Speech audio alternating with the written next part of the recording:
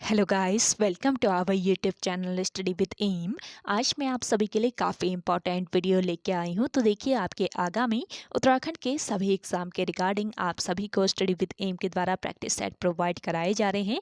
ये practice set आपको alternate days पर रात को 8 बजे प्रोवाइड कराया जाता है और अभी तक आपको 13 प्रैक्टिस सेट ऑलरेडी प्रोवाइड करा दिए गए हैं। आज ये 14 प्रैक्टिस सेट है। तो जिन लोगों ने पुराने प्रैक्टिस सेट नहीं देखे हैं, स्टडी विद एम पर प्लेलिस्ट अपडेट कर दी गई है, तो वहाँ पे आप विजिट करके अब तक के सारे प्रैक्टिस सेट को एक साथ देख सकते हैं।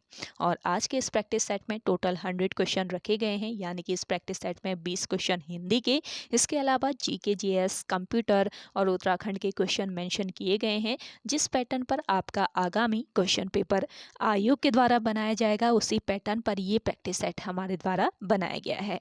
तो काफ़ी महत्वपूर्ण ये प्रैक्टिस सेट बन जाता है आपके आगामी उत्तराखंड पुलिस, पटवारी, लेखपाल, फॉरेस्ट गार्ड व अन्य एक दिवसीय सभी परीक्षाओं हेतु। तो आप सभी लोग हमारे इस प्रैक्टिस सेट में स्टार्टिंग से लेकर एंड तक बने रहें।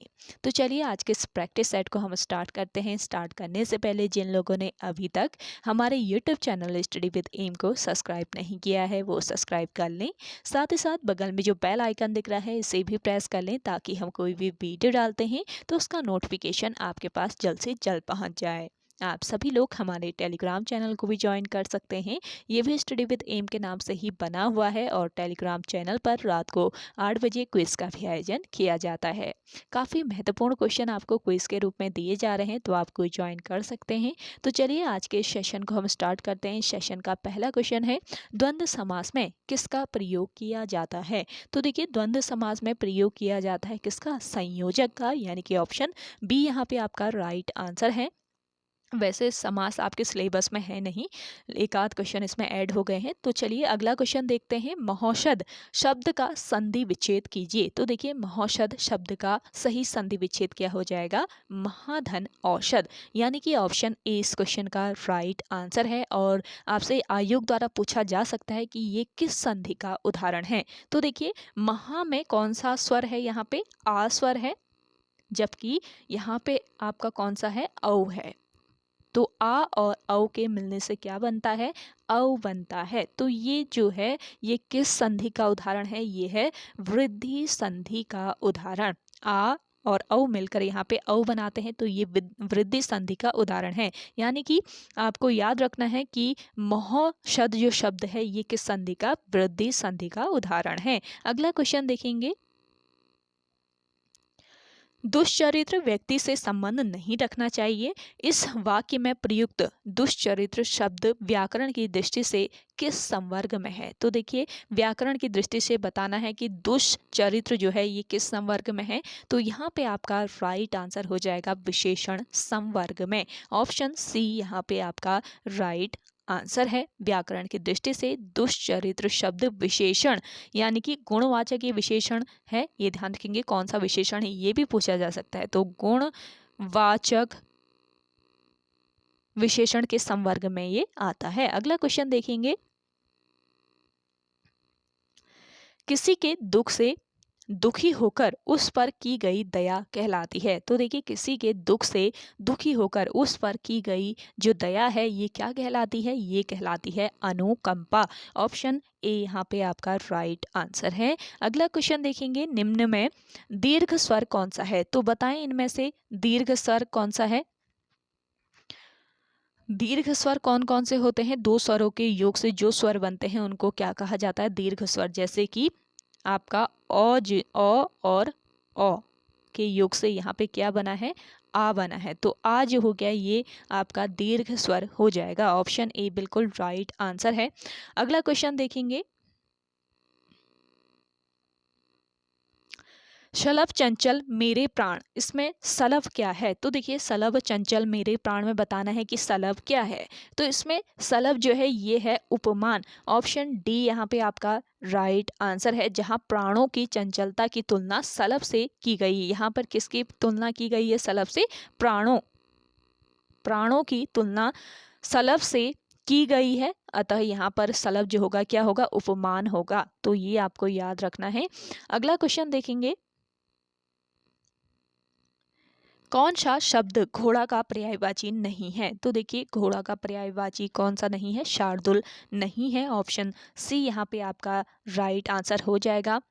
शार्दुल शब्द घोड़ा का पर्यायवाची नहीं है। ये किसका है? ये है सिंह का पर्यायवाची। ये ध्यान रखेंगे, सिंह यानी शेर का ये पर्यायवाची है। अगला क्वेश्चन देखेंगे, शुद्ध वाक्य पहचानिए। तो शुद्ध वाक्य यहाँ पे पहचान लेना है। तो ये वाक्य पहचानने वाले तो आप इजीली कर लेंगे। तो शुद्ध वाक्य इसमें से कौन सा हो जाएगा? वकील ने कागजातों की जांच की, यानी कि ऑप्शन ए इसमें आपका शुद्ध है। अगला क्वेश्चन देखेंगे, एक और अजगर ही एक और अजक रही लखी एक और मृगराय, बिकल बटोही बीज ही परियो मूर्छा खाए। उपयुक्त तो पंक्ति में कौन सा रस है? तो देखिए रस जो है वो आपको डेली समझाती हूँ मैं। शाम 5 बजे वाली जो हिंदी की क्लास चलती है उसमें काफ़ी आपको रस समझाए हैं। तो किस तरीके से रस वाले क्वेश्चन को सॉल्व करना है आप वहाँ पे 5 बजे वाली क्लास हिंदी की जरूर देखिएगा, काफ़ी हेल्पफुल वो क्लास रहती है आपके। तो यहाँ पे आपका करेक्ट आंसर क्या हो जाएगा? देखिए यहाँ पे आपका है भयानक रस। ऑप्शन बी यहाँ पे आपका राइट आंसर है। जो आपकी यहाँ पे पंक्तियां दी हुई है इसमें कौन सा है? इस पंक्तियों में भय नामक स्थायी भाव जागृत होने के कारण यहाँ पर क्या है? भयानक रस है। और एक ओर अजगर और दूसरी ओर शेर को देखकर राहगीर डरकर मूर्छित हो गया। यानी कि यहाँ पे भय का जो स्थायी भाव है इसके कारण कौन सा रस हो जाएगा? भयानक रस। अगला क्वेश्चन देखेंगे, ऐक्य का शुद्ध रूप निम्न में से कौन सा है? तो देखिए ऐक्य का शुद्ध रूप बताना है, कौन सा हो जाएगा? यहाँ पे आपका राइट आंसर हो जाएगा ऐक्य। ऑप्शन बी इस क्वेश्चन का राइट आंसर है। ऐक्य का शुद्ध रूप होता है ऐक्य। अगला क्वेश्चन देखें, डैश से संज्ञा या सर्वनाम शब्द की विशेषता प्रकट होती है। तो देखिए संज्ञा या सर्वनाम शब्द की विशेषता किससे प्रकट होती है? विशेषण से।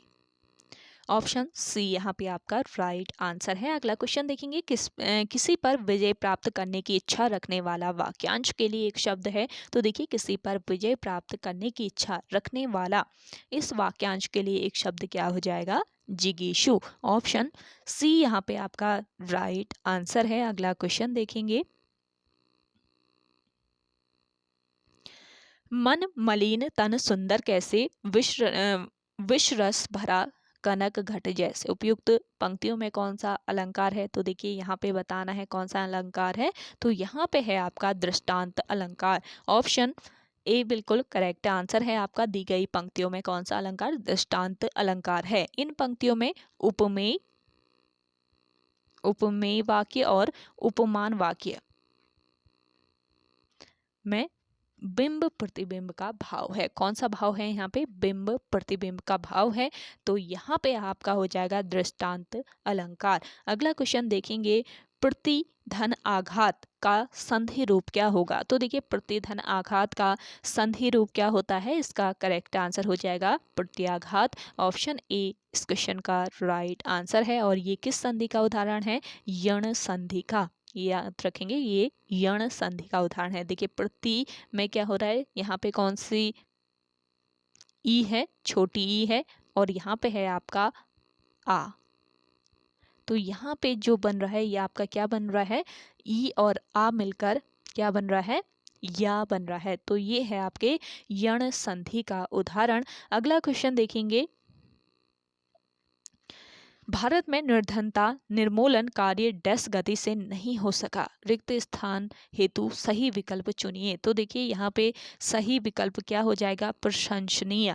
भारत में निर्धनता निर्मूलन कार्य प्रशंसनीय गति से नहीं हो सका, यानी कि ऑप्शन सी यहाँ पे आपका राइट आंसर है। अगला क्वेश्चन देखेंगे, निम्नलिखित 6 वाक्यों में प्रथम व अंतिम निश्चित है, शेष को उचित क्रम में व्यवस्थित कीजिए। तो देखिए यहाँ पे आपका करेक्ट आंसर क्या हो जाएगा? Option B. ऑप्शन बी यहाँ पे आपका करेक्ट आंसर हो जाएगा।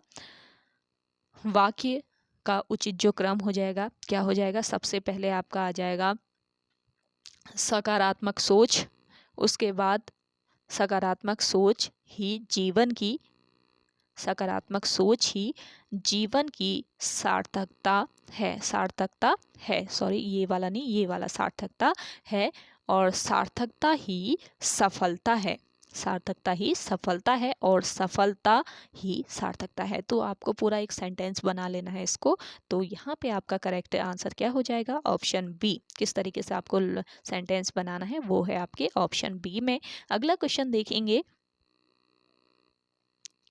राजभाषा उस भाषा को कहते हैं जिस भाषा के द्वारा क्या होता है, जिस भाषा के द्वारा किसी राज्य के प्रशासनिक कार्यों को संपन्न किया जाता है, यानी कि ऑप्शन ए यहाँ पे आपका बिल्कुल राइट आंसर हो जाएगा। अगला क्वेश्चन देखें, वाक्य भेद के आधार पर वाक्य का नाम बताइए। तो देखिए, वाक्य भेद के आधार पर वाक्य का नाम बताना है। मैंने उसे बहुत समझाया परंतु वह नहीं समझी। तो ये किस प्रकार का वाक्य है ये बताना है। तो ये आपका वाक्य हो जाएगा संयुक्त वाक्य। ऑप्शन सी यहाँ पे आपका राइट आंसर हो जाएगा। देखिए, संयुक्त वाक्य क्या होते हैं? वाक्य भेद के आधार पर वाक्य का नाम संयुक्त वाक्य है, ये आपको याद रखना है। और मैंने उसे समझाया, ये आपका प्रधान उपवाक्य है, प्रधान उपवाक्य है। और वह नहीं समझी, ये है आपका आश्रित उपवाक्य, आश्रित उपवाक्य। तो देखिए, जब दो प्रधान उपवाक्य, यानी कि जब एक प्रधान उपवाक्य, जब किसी वाक्य में एक हो आपका प्रधान उपवाक्य, दूसरा हो आश्रित उपवाक्य, और वो किसी समुच्चय बोधक अव्यय जैसे कि किंतु, परंतु, लेकिन, पर, या और आदि से जोड़ते हैं तो उन्हें कहा जाता है संयुक्त वाक्य। तो यहाँ पे देखिए, परंतु जो है ये क्या है? यहाँ पे आपका योजक शब्द, यानी कि ये समुच्चय बोधक अव्यय है, तो ये आपका योजक शब्द हो जाएगा।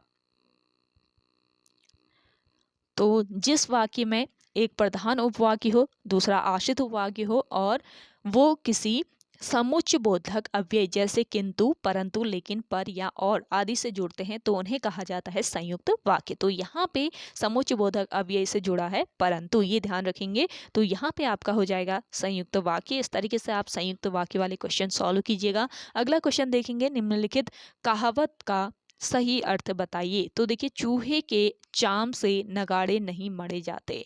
तो देखिए, इस कहावत का सही अर्थ बता देना है आपको। जिन लोगों को आंसर आ रहा है आप कमेंट करके बता सकते हैं कमेंट सेक्शन में।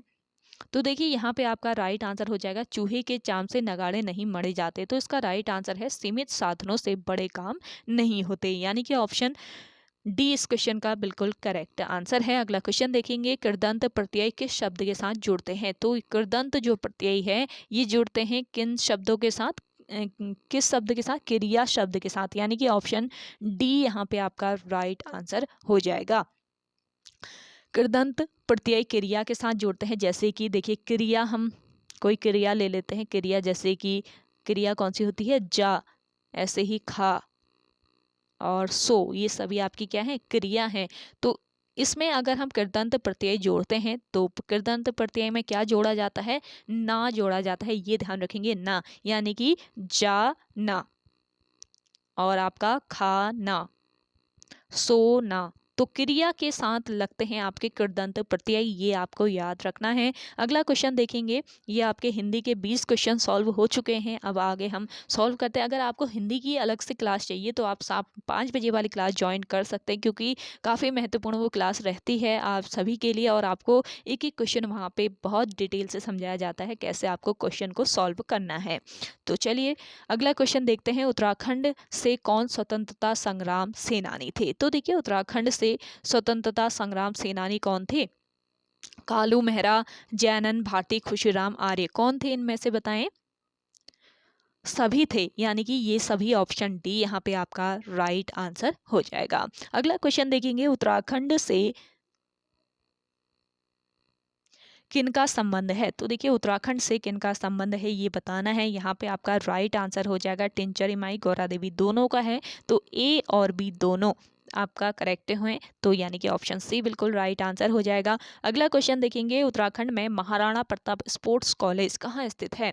उत्तराखंड राज्य में महाराणा प्रताप स्पोर्ट्स कॉलेज बताना है, ये मोस्ट इंपॉर्टेंट क्वेश्चन है आपका। तो ये कहाँ पर स्थित है? ये स्थित है देहरादून में। ऑप्शन सी यहाँ पे आपका राइट आंसर है। अगला क्वेश्चन देखेंगे, उत्तराखंड का राजकीय खेल है। तो उत्तराखंड का राजकीय खेल क्या है? आप सभी को पता है कि नहीं पता है तो बता देती हूँ, जिन लोगों को फुटबॉल है, उत्तराखंड राज्य का राजकीय खेल, और उत्तराखंड में फुटबॉल जो है ये सबसे लोकप्रिय खेल भी है। अगला क्वेश्चन देखेंगे, गढ़वाल राइफल का युद्ध से संबंधित जय घोष है। तो देखिए, गढ़वाल राइफल्स का युद्ध से संबंधित जय घोष बताना है, तो क्या है ये जय घोष? इसका राइट आंसर हो जाएगा जय बद्री विशाल। ऑप्शन सी बिल्कुल करेक्ट आंसर हो जाएगा। और गढ़वाल राइफल्स का जो मुख्यालय है ये भी पूछा जा सकता है, इसका हेडक्वार्टर कहाँ पर है? लैंस डाउन में, पौड़ी गढ़वाल के लैंस डाउन में गढ़वाल राइफल का हेडक्वार्टर है। अगला क्वेश्चन देखेंगे, निम्नलिखित में से सही युग्म का चयन कीजिए। तो यहाँ पे रूपकुंड आपके चमोली में है, बिल्कुल सही है। हेमकुंड आपके चमोली में है, ये भी सही है। और खेराताल उधम सिंह नगर, खेराताल उधम सिंह नगर में नहीं है। खेराताल कहाँ पर स्थित है? आपका उत्तर काशी में, ये ध्यान रखेंगे, खेराताल है उत्तर काशी में। तो आपके ए और बी करेक्ट हो जाएंगे, यानी कि ऑप्शन डी यहाँ पे आपका राइट आंसर है। अगला क्वेश्चन देखें, उत्तराखंड में काचुला खरक है। तो देखिए, उत्तराखंड राज्य में काचुला खरक क्या है? ये क्वेश्चन रिपीटेड क्वेश्चन है, आयोग के द्वारा ये क्वेश्चन पहले पूछा जा चुका है, तो इसको जरूर ध्यान रखेंगे। उत्तराखंड में जो काचुला खरक है ये एक कस्तूरी मृग संरक्षण और प्रजनन केंद्र है, यानी कि ऑप्शन डी यहाँ पे आपका राइट आंसर है।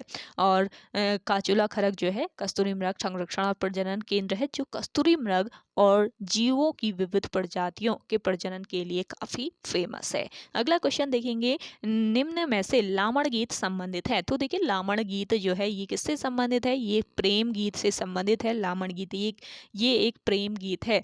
लामण, बाजूबंद, इसके अलावा देखिए छपेली, छोपती, झुमेलो, चौफला आदि दाम्पत्य जीवन के प्रेम संबंधी ये गीत हैं। अगला क्वेश्चन देखें, तो चलिए अगला क्वेश्चन देखते हैं। सूची फर्स्ट को सूची सेकंड से सुमेलित कीजिए तथा नीचे दिए गए कोड की सहायता से सही उत्तर चुनिए। तो देखिए, यहाँ पे सूची फर्स्ट को सूची सेकंड से सुमेलित करना है। तो देखिए, यहाँ पे खतलिंग, खतलिंग जो है ये क्या है? आपका ग्लेशियर है। तो ये किस राज्य से संबंधित है ये बताना है। तो खतलिंग जो ग्लेशियर है यहाँ से निकलती है आपकी भिलंगना, सॉरी किस नदी से संबंधित है ये बताना, किस राज्य से नहीं। तो खतलिंग जो ग्लेशियर है ये भिलंगना नदी का उद्गम स्रोत है। तो खतलिंग ग्लेशियर से भिलंगना नदी निकलती है। नामिक ग्लेशियर से पूर्वी रामगंगा,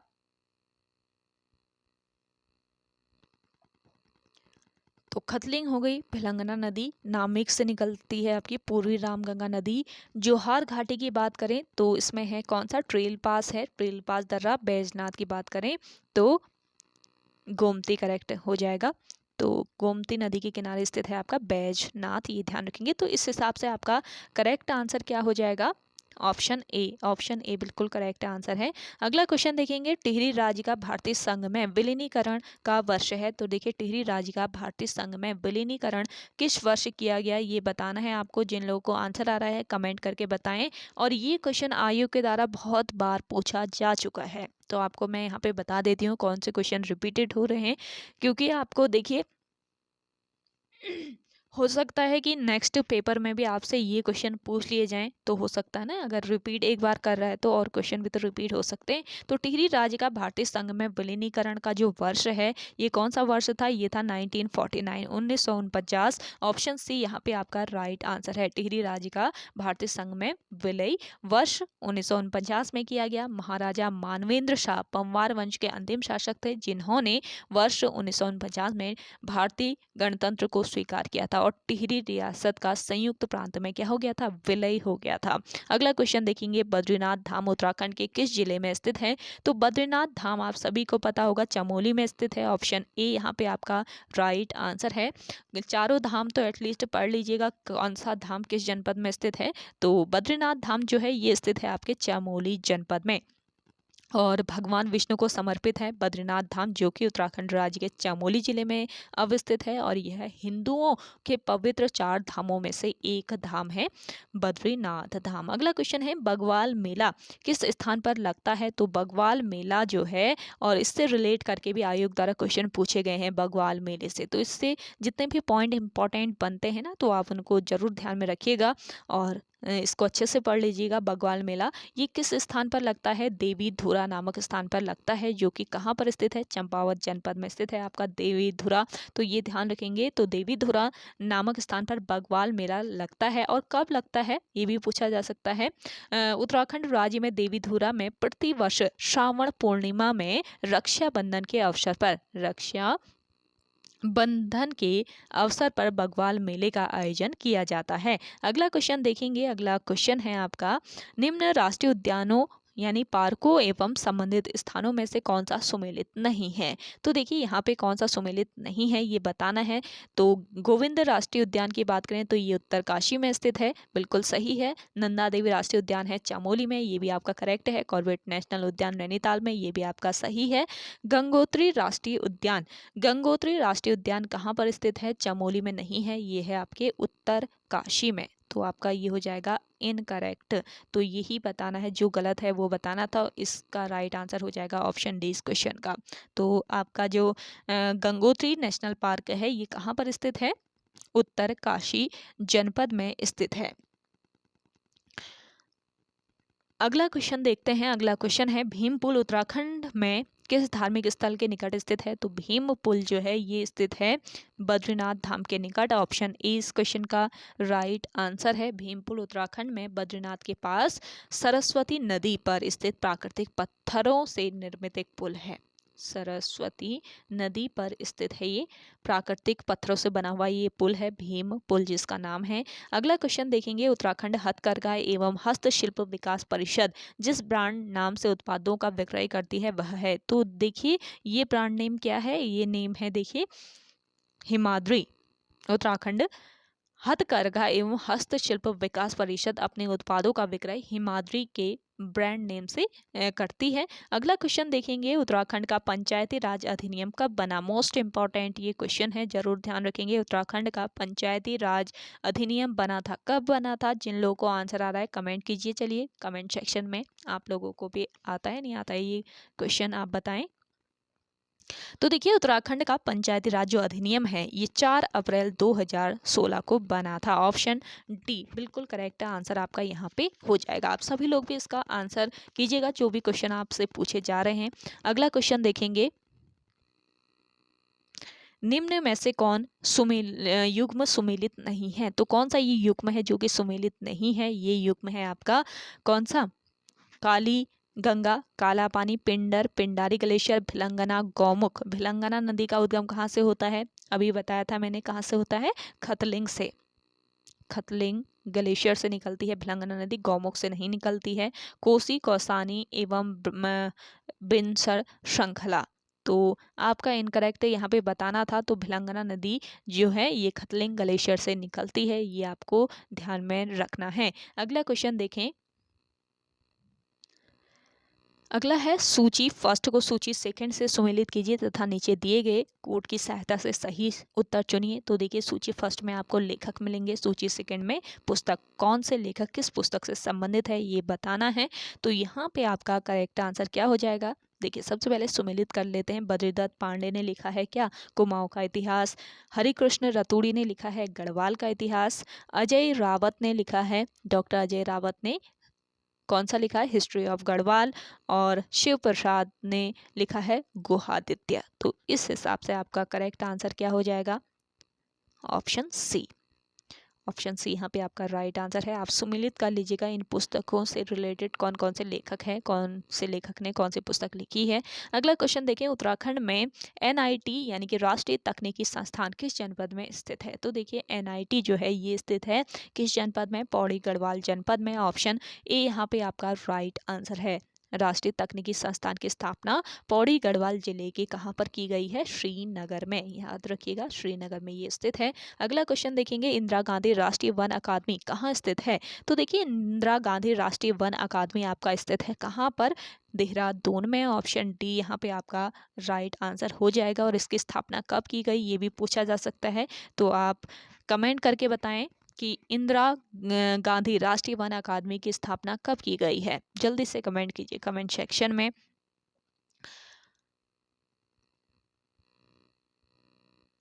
चलिए अगला क्वेश्चन देखते हैं, उत्तरांचल यानी उत्तराखंड राज्य गठन के बाद अंतरिम विधानसभा के कुल सदस्यों की संख्या कितनी थी? तो देखिए, उत्तराखंड राज्य गठन के बाद अंतरिम विधानसभा के कुल सदस्यों की संख्या कितनी थी ये बतानी है। तो यहाँ पे आपका राइट आंसर हो जाएगा 30।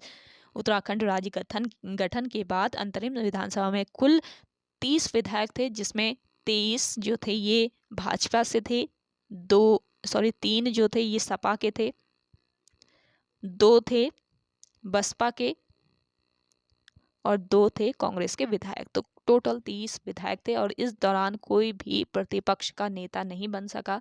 अंतरिम विधानसभा के अध्यक्ष प्रकाश पंत बनाए गए थे, ये भी आपको याद रखना है। अगला क्वेश्चन देखेंगे, उत्तराखंड का सबसे बड़ा राष्ट्रीय पार्क है। उत्तराखंड राज्य का सबसे बड़ा राष्ट्रीय पार्क कौन सा है? ये है आपका गंगोत्री राष्ट्रीय पार्क। ऑप्शन सी यहाँ पे आपका राइट आंसर है। और ये किस जनपद में स्थित है? जल्दी से आप सभी लोग बताएं कमेंट करके। इसकी स्थापना की बात करें तो 1989 में इसकी स्थापना की गई थी और ये 1552 वर्ग किलोमीटर क्षेत्रफल में फैला हुआ है। और उत्तराखंड का सबसे छोटा राष्ट्रीय उद्यान कौन सा है? आइए आप बताएंगे कमेंट करके कमेंट सेक्शन में। अगला क्वेश्चन देखेंगे, अलगोजा बजाया जाता है। तो देखिए, अलगोजा बजाया जाता है किससे बजाया जाता है अलगोजा? तो यहाँ पे आपका राइट आंसर हो जाएगा मुंह से बजाया जाता है अलगोजा। ये एक प्रकार की बांसुरी होती है अलगोजा, जो कि उत्तराखंड के अल्मोड़ा जनपद में बजाया जाने वाला प्रमुख वायुवादी यंत्र है, जिसे मुंह से बजाया जाता है। अगला क्वेश्चन देखेंगे, टिहरी रियासत के किस राजा को अपने नाम से शहर स्थापना की परंपरा शुरू करने का श्रेय जाता है? तो देखिए, टिहरी रियासत के ये कौन से राजा हैं? ये राजा हैं प्रताप शाह, जिनको अपने नाम से शहर स्थापना की परंपरा शुरू करने का श्रेय दिया जाता है, यानी कि ऑप्शन बी यहाँ पे आपका राइट आंसर हो जाएगा। और प्रताप शाह ने टिहरी के निकट अपनी नई राजधानी प्रताप नगर की स्थापना अपने नाम से की थी। और प्रताप शाह टिहरी गढ़वाल के किस नंबर के राजा थे? जल्दी से बताएं।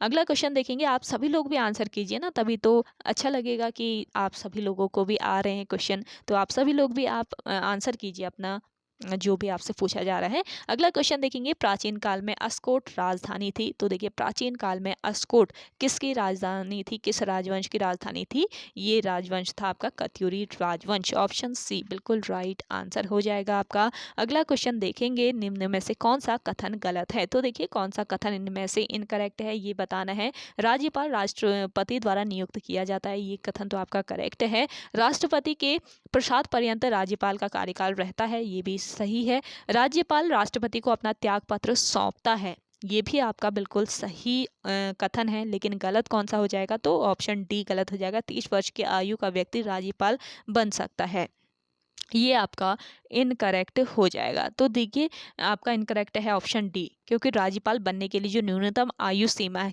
रखी गई है वो कितनी रखी गई है? 35 वर्ष, ना कि 30 वर्ष। तो राज्यपाल की नियुक्ति राष्ट्रपति करता है तथा राज्यपाल राष्ट्रपति के प्रसाद पर्यंत कार्य करता है। राज्यपाल अपना त्याग पत्र राष्ट्रपति को ही देता है। तो ये पॉइंट आपको याद रखने हैं, ये आपके करेक्ट हो जाएंगे। इनकरेक्ट हो जाएगा ऑप्शन डी। अगला क्वेश्चन देखेंगे, भारत के केंद्रीय रेल मंत्री को डैश की सलाह पर डैश द्वारा नियुक्त किया जाता है। तो देखिए, भारत के जो केंद्रीय रेल मंत्री होते हैं तो इनको प्रधानमंत्री की सलाह पर राष्ट्रपति के द्वारा नियुक्त किया जाता है, यानी कि ऑप्शन ए आपका यहाँ पे बिल्कुल करेक्ट आंसर है। अगला क्वेश्चन देखते हैं।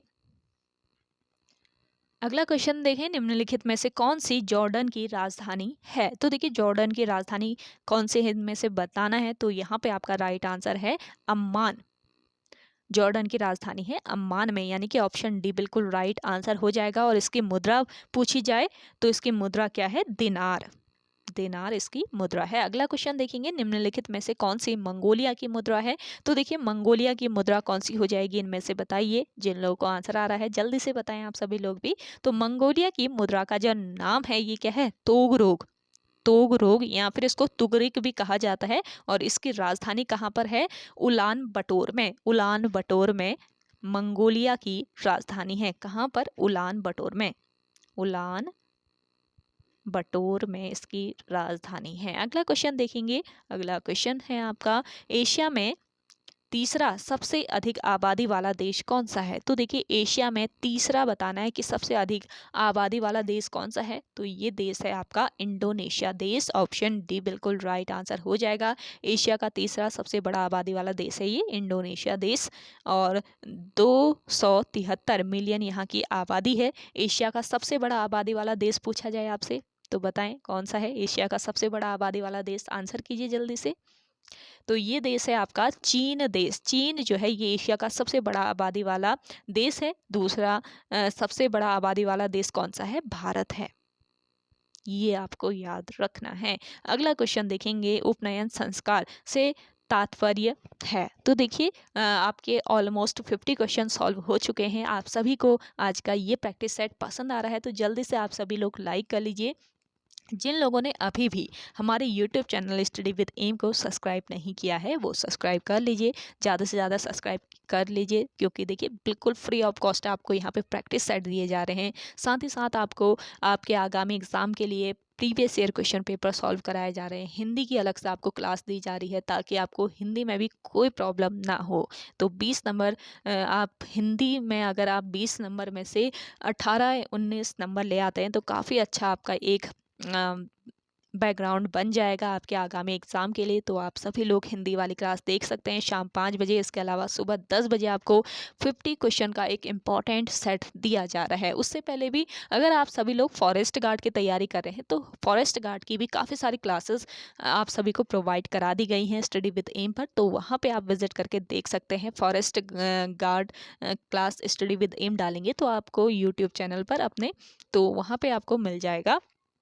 अपने YouTube में आप सर्च करेंगे forest guard class study with M तो आपको सारी क्लासेस एक साथ मिल जाएंगी वहाँ पे। वैसे आप प्लेलिस्ट भी जाके देख सकते हैं, प्लेलिस्ट भी अपडेट कर दी गई है। वहाँ पे आपको फॉरेस्ट गार्ड की क्लास अलग मिलेगी, उत्तराखंड पुलिस की क्लास अलग से मिलेगी।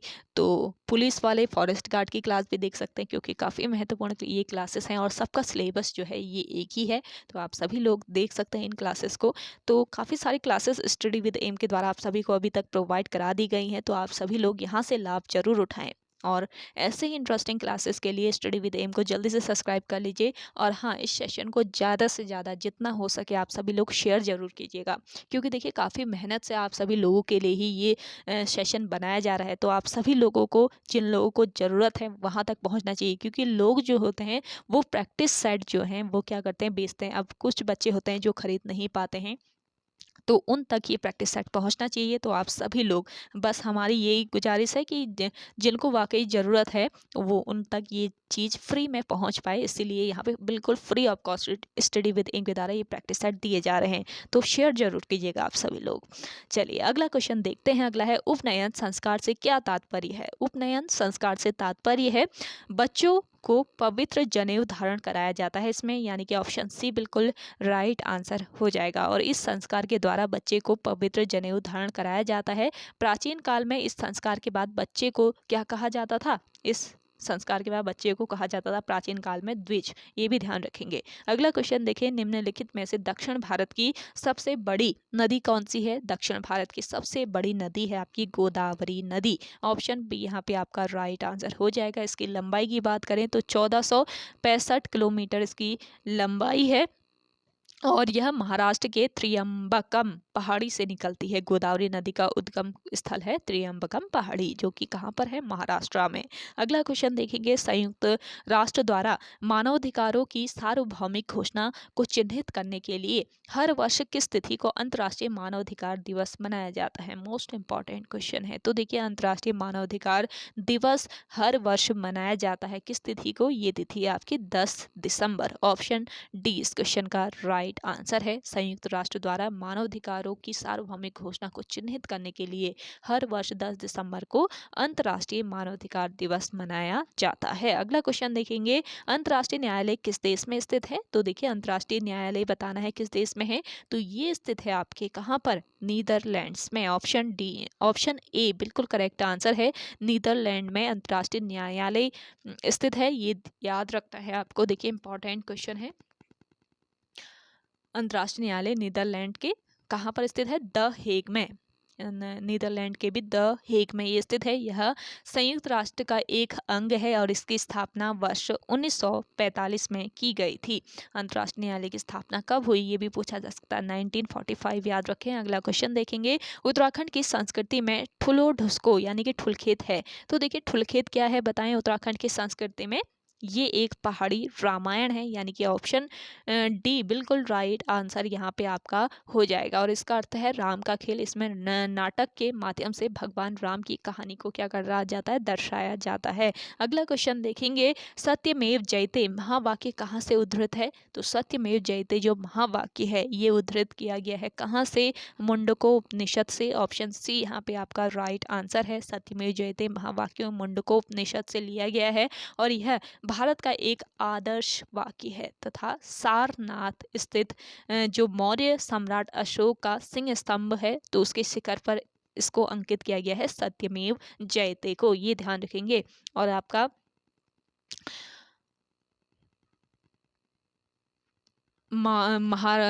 जो सम्राट है मौर्य वंश के अशोक का जो सिंह स्तंभ है ये सारनाथ कहाँ पर स्थित, किस राज्य में स्थित है ये भी पूछा जा सकता है। तो उत्तर प्रदेश राज्य वाराणसी में है आपका सारनाथ, उत्तर प्रदेश राज्य के वाराणसी में। तो यहीं पर आपका स्थित है मौर्य सम्राट अशोक का सिंह स्तंभ।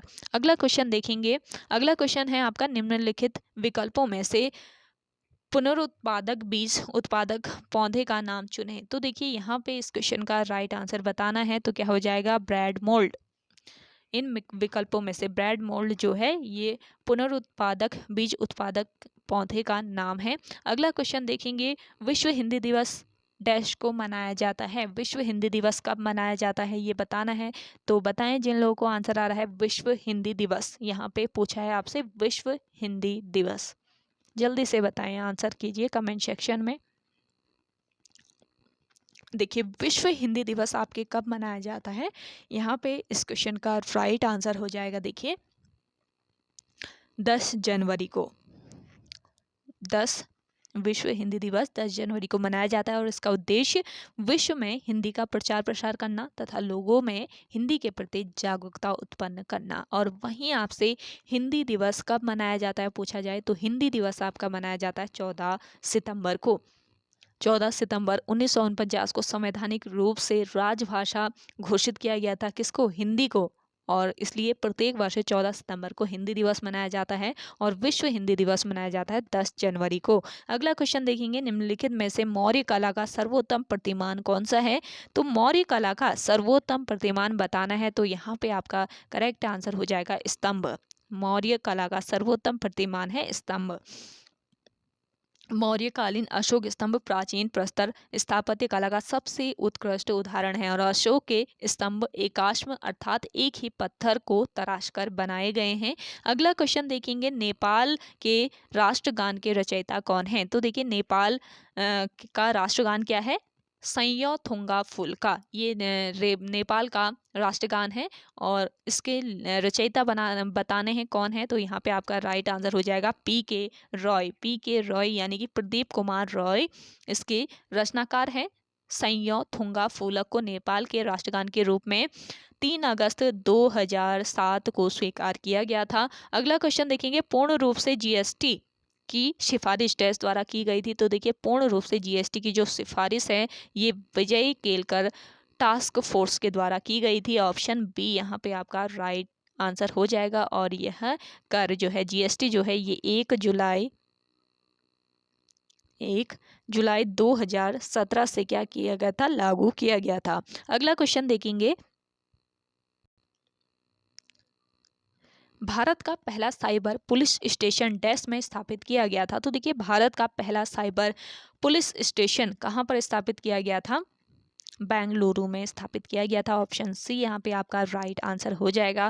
और वर्ष 2001 में भारत का पहला साइबर पुलिस स्टेशन स्थापित किया गया बेंगलुरु में। वर्ष भी जरूर याद रखें। अगला क्वेश्चन देखेंगे, आदमी का लालच अपराध का प्रभावी कारण है, यह कथन किसका है? तो देखिए ये कथन किसका है ये बताना है। ये है प्लेटो का कथन। ऑप्शन सी यहाँ पे आपका राइट आंसर हो जाएगा। प्लेटो कौन था? ये यूनान का एक प्रसिद्ध दार्शनिक था और सुकरात का ये शिष्य और अरस्तु का क्या था? गुरु था। अगला क्वेश्चन देखेंगे, सूफी कवि अमीर खुसरो का जन्म उत्तर प्रदेश के डैश जिले में हुआ था। तो देखिए सूफी कवि थे अमीर खुसरो और इनका जन्म उत्तर प्रदेश के किस जिले में हुआ था ये बताना है। तो यहाँ पे आपका राइट आंसर हो जाएगा एटा नामक जिले में। सूफी कवि अमीर खुसरो का जन्म उत्तर प्रदेश के एटा जिले के पटियाली नामक गांव में हुआ था। गांव भी पूछ लिया जाए तो आपको याद रखना है, पटियाली नामक गांव में अमीर खुसरो का जन्म हुआ था। और वर्तमान में पटियाली जो है ये कासगंज जिले के अंतर्गत आता है, ये भी आपको याद रखना है। अगला क्वेश्चन देखेंगे, बद्रीनाथ धाम के मुख्य पुजारी जो कि कौन होते हैं? रावल होते हैं। तो निम्न में से किस क्षेत्र से चुने जाते हैं? तो रावल पुजारी जो चुने जाते हैं ये चुने जाते हैं मालाबार क्षेत्र से। ऑप्शन सी यहाँ पे आपका राइट आंसर है। बद्रीनाथ धाम के मुख्य पुजारी यानी रावल जो होते हैं ये परंपरागत रूप से दक्षिण भारतीय राज्य केरल यानी केरल राज्य के मालाबार से चुने जाते हैं। और यह परंपरा आदि गुरु शंकराचार्य जो थे तो इनके द्वारा यह परंपरा शुरू की गई थी। बद्रीनाथ मंदिर उत्तराखंड के किस जिले में है? चमोली जिले में अलकनंदा नदी के तट पर स्थित है और ये हिंदू का एक पवित्र तीर्थ स्थल है और यहाँ पर मुख्य देवता विष्णु हैं। ये ध्यान रखेंगे। भारत के चारों धामों में से एक भी है बद्रीनाथ धाम। अगला क्वेश्चन देखेंगे, उत्तराखंड के चारों धामों में से एक है बद्रीनाथ धाम। और अगला क्वेश्चन है, चुनाव आचार संहिता के अनुसार चुनाव के समय किसका निषेध है? तो देखिए चुनाव आचार संहिता के अनुसार चुनावों के समय किसका निषेध है? यहाँ पे आपका राइट आंसर हो जाएगा घृणाजनक भाषण तथा पुतला जलाना, प्रचार के लिए सरकारी मशीनरी का उपयोग, निर्वाचन अधिकारियों का स्थानांतरण। तो यहाँ पे आपका राइट आंसर है उपयुक्त सभी, ऑप्शन डी। अगला क्वेश्चन देखेंगे, भारत के किस तटवर्ती शहर में सबसे लंबा समुद्री पुल अवस्थित है? तो देखिए भारत के किस तटवर्ती शहर में? ये तटवर्ती शहर है आपका मुंबई शहर, जहां पर सबसे लंबा समुद्री पुल अवस्थित है। और यह माहिम बे नदी पर स्थित बांद्रा वर्ली या राजीव गांधी सी लिंक है। ये ध्यान रखेंगे कहाँ पर स्थित है ये? माहिम बे नदी पर, माहिम वे नदी पर स्थित बांद्रा वर्ली या फिर राजीव गांधी सी लिंक है। और यह पुल अरब सागर के एक हिस्से को बांद्रा से जोड़ता है और इसकी कुल लंबाई की बात करें तो 5600 मीटर इसकी इस पुल की कुल लेंथ है। अगला क्वेश्चन देखेंगे, किस सिख गुरु ने सिख विवाह समारोह की शुरुआत आनंद कारज के नाम से की थी? तो देखिए कौन से ये सिख गुरु थे? तो यहाँ पे आपका करेक्ट आंसर हो जाएगा श्री गुरु अमरदास। ऑप्शन बी यहाँ पे आपका राइट आंसर है। सिख गुरु अमरदास ने सिख विवाह समारोह की शुरुआत आनंद कारज के नाम से की थी और इसे लवन व्यवस्था भी कहते हैं। इंपॉर्टेंट पॉइंट है, लवन व्यवस्था भी इसी को ही कहा जाता है। और गुरु अमरदास सिखों के किस नंबर के गुरु थे? तीसरे नंबर के, थर्ड नंबर के ये गुरु थे। अगला क्वेश्चन देखेंगे, हरित क्रांति का लाभकारी वरदान किन विशेष फसलों के लिए है? तो देखिए हरित क्रांति का जो लाभकारी वरदान है ये किन विशेष फसलों के लिए है? यहाँ पे आपका राइट आंसर हो जाएगा गेहूं और चावल। ऑप्शन सी बिल्कुल राइट आंसर है। आप सभी को प्रैक्टिस सेट आज का ये पसंद आ रहा है तो जल्दी से आप सभी लोग लाइक जरूर कीजिएगा जिन लोगों ने अभी तक नहीं किया है। तो देखिए गेहूँ और चावल की बात करें तो गेहूँ और चावल की फसल के लिए हरित क्रांति वरदान सिद्ध हुई है। भारत में हरित क्रांति के जनक कौन माने जाते हैं ये भी पूछा जा सकता है। तो MS स्वामीनाथन को भारत में हरित क्रांति का जनक माना जाता है। और हरित क्रांति के अलावा हमारे देश में अन्य कई क्रांतियों ने भी जन्म लिया है, जैसे कि गोल क्रांति जो कि किससे संबंधित है? आलू से संबंधित है गोल क्रांति। इसके अलावा पीली क्रांति जो है ये सरसों यानी कि तिलहन से संबंधित है। श्वेत क्रांति यानी दूध से ये संबंधित है। तो अनेक क्रांतियों ने जन्म लिया है भारत में, ये ध्यान रखेंगे। अगला क्वेश्चन देखेंगे, निम्नलिखित में से कौन सा एक राजकोषीय नीति का यंत्र नहीं है। मोस्ट इम्पॉर्टेंट है, देखिए कौन सा एक है जो कि राजकोषीय नीति का यंत्र नहीं है, ये बताना है। तो यहाँ पे आपका करेक्ट आंसर क्या हो जाएगा?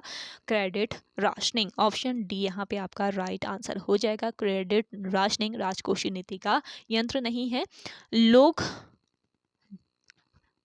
जन व्यय, लोक यानी जन, तो लोक व्यय, कराधान, लोक यानी जन व्यय और आपका कराधान और लोक ऋण तथा इसके अलावा हीनार्थ प्रबंधन से संबंधित नीति को क्या कहा जाता है? राजकोषीय नीति कहा जाता है। राशनिंग जो है ये राजकोषीय नीति का यंत्र नहीं है। लोक यानी कि जन व्यय, इसके अलावा कराधान, सार्वजनिक ऋण तथा इसके अलावा हीनार्थ प्रबंधन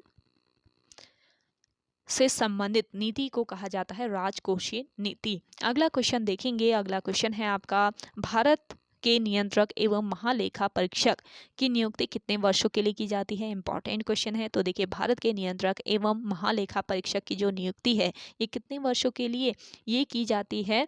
6 वर्षों के लिए, यानी कि ऑप्शन सी इस क्वेश्चन का राइट आंसर है। 6 वर्षों या फिर 65 वर्ष की आयु के लिए इनका जो इनकी नियुक्ति है वो की जाती है। जो पहले हो उससे उस वहाँ तक, यानी कि 6 वर्ष होने से पहले अगर 65 वर्ष पूरे हो जाते हैं तो ये क्या हो जाएंगे? रिटायर हो जाएंगे। और कैग जो है, कैग, इसको कैग बोला जाता है। भारत के नियंत्रक एवं महालेखा जो परीक्षक है इनको इन शॉर्ट कैग भी बोला जाता है। तो कैग एक संवैधानिक पद है जिसकी नियुक्ति राष्ट्रपति करता है। कौन करता है? राष्ट्रपति के द्वारा इसकी नियुक्ति की जाती है। तथा यह एक लोक वित्त का संरक्षक एवं लेखा परीक्षक व लेखा विभाग का मुखिया भी होता है। भारत के नियंत्रक एवं महालेखा जो परीक्षक होता है। अगला क्वेश्चन देखेंगे, भारत की आकस्मिकता निधि का संरक्षक कौन है? तो देखिए भारत की आकस्मिकता निधि का जो संरक्षक होता है वो होता है आपके कौन? राष्ट्रपति। ऑप्शन सी यहाँ पे आपका राइट आंसर है। और भारत की जो आकस्मिकता निधि का संरक्षण है ये राष्ट्रपति होता है। और ये संविधान के अनुच्छेद 267 के तहत संसद द्वारा स्थापित निधि है, जिसमें संसद द्वारा पारित कानूनों द्वारा समय समय पर धन जमा किया जाता है। और इस निधि से धन निकालने के लिए संसद की अनुमति क्या होती है? आवश्यक होती है। अगला क्वेश्चन देखेंगे, भारत की प्रथम महिला शासक कौन थी? तो देखिए भारत की प्रथम महिला शासक थे इनमें से रजिया सुल्तान। ऑप्शन बी यहाँ पे आपका राइट आंसर हो जाएगा। और ये किसकी पुत्री थी? रजिया सुल्तान पूछा जा सकता है। तो ये इल्तुतमिश की ये पुत्री थी रजिया सुल्तान। रजिया ने शासन चलाने के लिए पुरुषों का वेश धारण किया था। रजिया ने अल्तुनिया से विवाह किया तथा वर्ष 1240 ईस्वी में कैथल के पास डाकुओं द्वारा इनकी क्या कर दी गई थी? हत्या कर दी गई थी। अगला क्वेश्चन देखेंगे, भारत के प्रथम गवर्नर जनरल कौन थे? तो देखिए भारत के प्रथम गवर्नर जनरल कौन थे? Lord William Bentinck. Option A बिल्कुल राइट आंसर हो जाएगा। 1828 से लेकर 1835 ईस्वी तक इनका कार्यकाल था लॉर्ड विलियम बेंटिक का गवर्नर जनरल के रूप में। और इन्होंने 1829 ईस्वी में राजा राम मोहन राय के सहयोग से सती प्रथा को क्या किया था? समाप्त किया था। तो आपसे पूछा जाए कि सती प्रथा को किस गवर्नर जनरल ने समाप्त किया था? तो ये उस टाइम पे गवर्नर जनरल थे लॉर्ड विलियम बेंटिक। तो ये ध्यान रखेंगे, इंपॉर्टेंट आपका ये क्वेश्चन है। अगला क्वेश्चन देखते हैं, निम्नलिखित में से कौन से ग्रह को पृथ्वी का जुड़वा भी कहा जाता है? तो देखिए कौन सा ये ग्रह है जिसको पृथ्वी का जुड़वा भी कहा जाता है? ये है आपका शुक्र ग्रह। ऑप्शन बी यहाँ पे आपका राइट आंसर हो जाएगा। और ये पृथ्वी के सबसे निकट और सर्वाधिक चमकीला ग्रह है। और इसे भोर का तारा या फिर सांझ का तारा भी कहा जाता है, जो शुक्र ग्रह है आपका। अगला क्वेश्चन देखेंगे, उत्तराखंड के उच्च हिमालयी चरागाहों को जाना जाता है। तो देखिए उत्तराखंड के जो उच्च हिमालयी चरागाह होते हैं इनको जाना जाता है बुग्याल के नाम से। ऑप्शन सी बिल्कुल राइट आंसर है।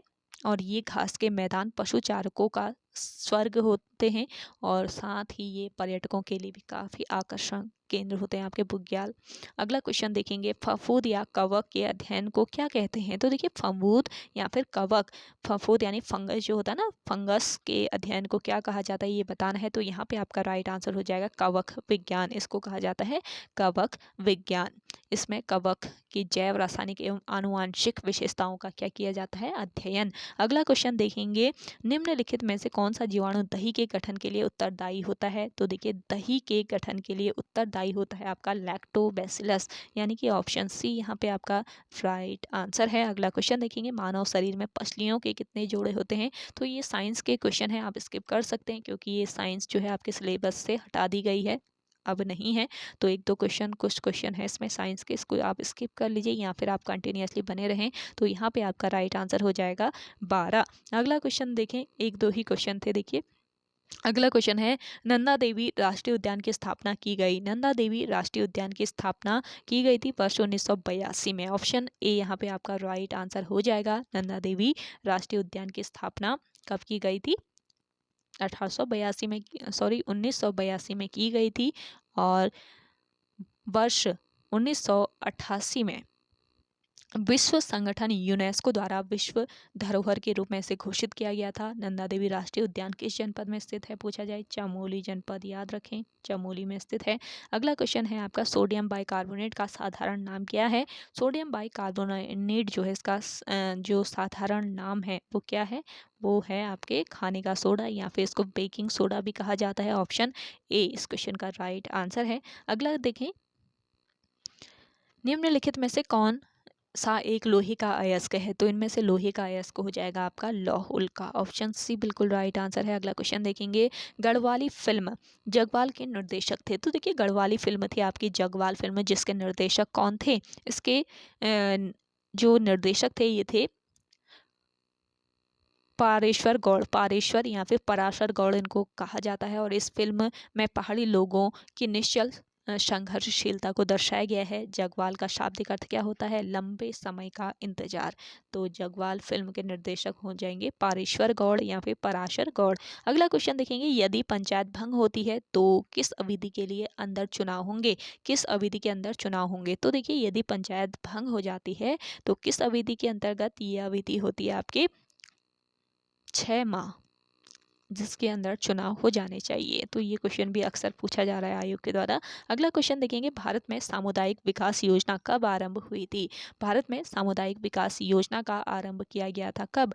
वर्ष 1952 को। ऑप्शन बी यहाँ पे आपका बिल्कुल राइट आंसर है। देखिए भारत में सामुदायिक विकास योजना जो है ये 2 अक्टूबर 1952 को प्रारंभ की गई थी। देश में कृषि कार्यक्रम और संचार प्रणाली में सुधार के साथ साथ ग्रामीण स्वास्थ्य, स्वच्छता और इसके अलावा ग्रामीण शिक्षा में पर्याप्त वृद्धि के उद्देश्य से सामुदायिक विकास कार्यक्रम को क्या किया था? लागू किया था। अगला क्वेश्चन देखेंगे, the ministry of almost happiness पुस्तक किसने लिखी है? तो देखिए the ministry of almost happiness ये पुस्तक लिखी है अरुंधति रॉय ने। ऑप्शन डी यहाँ पे आपका राइट आंसर है। अगला क्वेश्चन देखेंगे, उच्च पैदावार वाले बीज की किस्में सोनालिका और कल्याण सोना किस फसल से संबंधित हैं? तो देखिए उच्च पैदावार वाले बीज की किस्में हैं सोनालिका और कल्याण सोना, और ये किस फसल से संबंधित है ये बताना है। तो यहाँ पे आपका राइट आंसर हो जाएगा क्या? ये दोनों ही संबंधित है गेहूं की फसल से।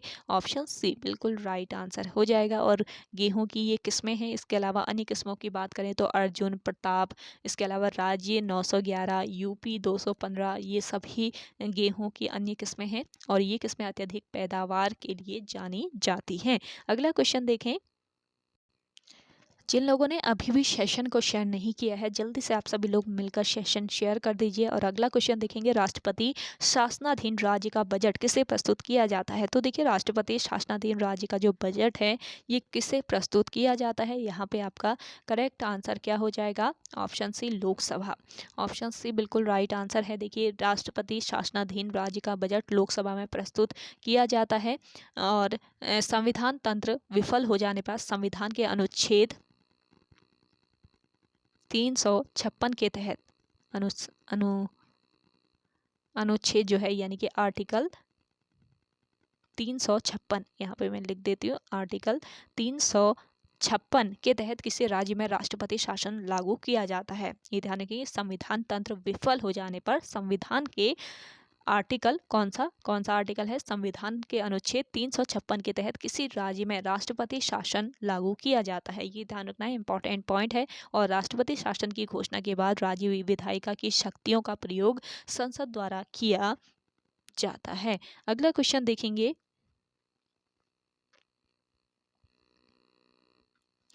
भारत में 30 जनवरी को किस दिवस के रूप में मनाया जाता है? तो देखिए, भारत में 30 जनवरी को मनाया जाता है किस दिवस के रूप में? शहीद दिवस के रूप में। ऑप्शन बी यहाँ पे आपका राइट आंसर है। और इसी दिन 30 जनवरी 1948 को महात्मा गांधी की भी हत्या कर दी गई थी। और एक अन्य शहीद दिवस मनाया जाता है 23 मार्च को, ये भी याद रखेंगे, 23 मार्च को भी आपका शहीद दिवस मनाया जाता है, जब भगत सिंह, सुखदेव और राजगुरु को क्या हुई थी? फांसी हुई थी। अगला क्वेश्चन देखेंगे, मधुबनी कला कहाँ प्रसिद्ध है? इंपॉर्टेंट क्वेश्चन है। देखिए, मधुबनी जो कला है ये प्रसिद्ध है आपके कहाँ पर? मिथिला में। ऑप्शन बी इस क्वेश्चन का राइट आंसर है। और इसे मधुबनी चित्रकला और मिथिला पेंटिंग्स भी कहा जाता है। और यह वर्तमान में बिहार के दरभंगा, पूर्णिया, सहरसा, इसके अलावा मुजफ्फरपुर, मधुबनी तथा नेपाल के कुछ क्षेत्रों में प्रचलित है मधुबनी जो कला है। और यह कपड़ों, दीवारों एवं कागज पर बनाई जाती है मधुबनी पेंटिंग्स में, मधुबनी कला। और देखिए, इस पेंटिंग्स के तहत देवी देवताओं के चित्र, सूर्य, चंद्रमा, पेड़ पौधे आदि के चित्र निर्मित किए जाते हैं। अगला क्वेश्चन देखेंगे, मोस्ट इंपॉर्टेंट है ये मधुबनी वाला, याद रखेंगे, मधुबनी जो कला है। अगला क्वेश्चन है, ईमेल प्राप्त करने के लिए कौन सा प्रोटोकॉल उपयोग में आता है? तो देखिए, ईमेल की बात करें तो इसको प्राप्त करने के लिए कौन सा प्रोटोकॉल उपयोग में आता है? तो ये प्रोटोकॉल है POP3। ऑप्शन डी यहाँ पे आपका राइट आंसर है। ईमेल प्राप्त करने के लिए POP3 नामक प्रोटोकॉल का उपयोग किया जाता है। इसका फुल फॉर्म क्या होता है? POP3 का post office protocol version 3P इसका फुल फॉर्म है। और यह हमें हमारे कंप्यूटर पर ईमेल मैसेज को डाउनलोड तथा प्राप्त करने की सुविधा प्रदान करता है, ये सुविधा देता है। तो इसका फुल फॉर्म याद रख लीजिएगा, इसका फुल फॉर्म है post office protocol version 3P। अगला क्वेश्चन देखेंगे, भारत की पहली महिला ओलंपिक खिताब विजेता का नाम बताइए। तो भारत की पहली महिला ओलंपिक खिताब विजेता कौन थी? ये महिला थी, देखिए, कर्णम मल्लेश्वरी। ऑप्शन डी यहाँ पे आपका राइट आंसर हो जाएगा। और इन्होंने वर्ष 2000 में इन्होंने ओलंपिक में कांस्य पदक जीता था। और ये भारत की प्रमुख महिला भारोत्तोलक यानी कि वेट लिफ्टर हैं। और ये कहाँ की रहने वाली हैं? आंध्र प्रदेश राज्य की, आंध्र प्रदेश राज्य की हैं ये कर्णम मल्लेश्वरी। अगला क्वेश्चन देखेंगे, अगला क्वेश्चन है, the story of my experiments with truth के लेखक कौन है? तो देखिए, the story of my experiment, इसके लेखक बताने हैं, विद ट्रूथ है पूरा नाम, the story of my experiment with truth. तो इसके लेखक कौन है? इसके लेखक हो जाएंगे आपके, देखिए, मोहनदास करमचंद गांधी। ऑप्शन डी यहाँ पे आपका राइट आंसर है। और यह महात्मा गांधी की आत्मकथा है। ये जो पुस्तक है ये आत्मकथा है किसकी? महात्मा गांधी की। और इसका हिंदी रूपांतरण है सत्य के लिए मेरे प्रयोग। अगला क्वेश्चन देखेंगे, पैठन जल विद्युत परियोजना किस राज्य में स्थित है? तो देखिए, पैठन जल विद्युत परियोजना की बात करें तो ये स्थित है आपके किस राज्य में? महाराष्ट्र में। ऑप्शन बी ऑप्शन डी यहाँ पे आपका करेक्ट आंसर है। ऑप्शन डी बिल्कुल राइट आंसर हो जाएगा। महाराष्ट्र में स्थित है पैठन जल विद्युत परियोजना। और इसे जायकवाड़ी परियोजना भी कहा जाता है, ये ध्यान रखेंगे, जायकवाड़ी परियोजना भी इसी को ही कहा जाता है, पैठन जल विद्युत परियोजना को। और ये महाराष्ट्र के औरंगाबाद जिले में किस नदी पर है? गोदावरी नदी पर, गोदावरी नदी पर यह परियोजना स्थित है। इसके निर्माण में जापान सरकार ने सहयोग दिया था। और इसके तहत सिंचाई के साथ साथ जल विद्युत का उत्पादन भी किया जाता है। अगला क्वेश्चन देखेंगे, केरल में स्थित सर्वोच्च पर्वत चोटी का नाम बताएं। तो केरल में स्थित सर्वोच्च जो पर्वत चोटी है वो कौन सी है? ये है अनाईमुदी। ऑप्शन सी यहाँ पे आपका राइट आंसर है। और यह अन्नामलाई पर्वत में स्थित है। और इसकी ऊंचाई की बात करें तो 2695 मीटर इसकी ऊंचाई है। अगला क्वेश्चन देखेंगे। अगला क्वेश्चन है आपका, संख्या दी हुई है आपके, देखिए यहाँ पे तो इस संख्या में बताना है कि हैशटैग को निम्न में से किससे बदला जाए ताकि वह 8 का गुणज बन जाए। तो हैशटैग को इसमें यहाँ पर किससे बदला जाना है, इसका राइट आंसर हो जाएगा देखिए 9 से। हैशटैग को 9 से बदला जाए ताकि इसका 8 का गुणज बन जाए। तो ऑप्शन ए यहाँ पे आपका राइट आंसर हो जाएगा। अगला क्वेश्चन देखें। अगला क्वेश्चन है आपका, क्यू आर एस टी व यू विभिन्न लंबाइयों के 5 व्यक्ति हैं। क्यू लंबा है यू से, एस नाटा है आर से परंतु सबसे नाटा नहीं है, टी दूसरा सबसे नाटा है, आर लंबा है टी से लेकिन नाटा है क्यू से। कितने व्यक्ति आर से नाटे हैं परंतु यू से लंबे हैं। तो इस क्वेश्चन का राइट आंसर है आपका देखिए यहाँ पे ऑप्शन डी 2। अगला क्वेश्चन देखें। अगला क्वेश्चन है आपका, एक विशेष कोड भाषा में 6 को 2 लिखा जाता है और 9 को 3 लिखा जाता है। तो उसी कोड भाषा में 18 को कैसे लिखेंगे, तो 18 को कैसे लिखा जाएगा ये बताना है। तो इसका राइट आंसर हो जाएगा 6। 18 को 6 लिखा जाएगा। अगला क्वेश्चन है, एक लड़की की ओर इशारा करते हुए एक पुरुष ने कहा, वह मेरे बेटे के भाई की माँ के बेटे की बेटी है। उस लड़की का पुरुष से क्या रिश्ता है। तो यहाँ पे आपका राइट आंसर हो जाएगा पोती। अगला क्वेश्चन देखेंगे और लास्ट क्वेश्चन है आज के इस प्रैक्टिस सेट का। नीचे दिए गए आरेखों में से कौन हवाई अड्डा, रनवे और हैंगर से के संबंध को दर्शाता है। तो देखिए इन आरेखों में से हवाई अड्डा, रनवे और हैंगर के संबंध को दर्शाता है कौन सा आरेख, ये आरेख है आपका, ये वाला आरेख। ये हो गया आपका हवाई अड्डा,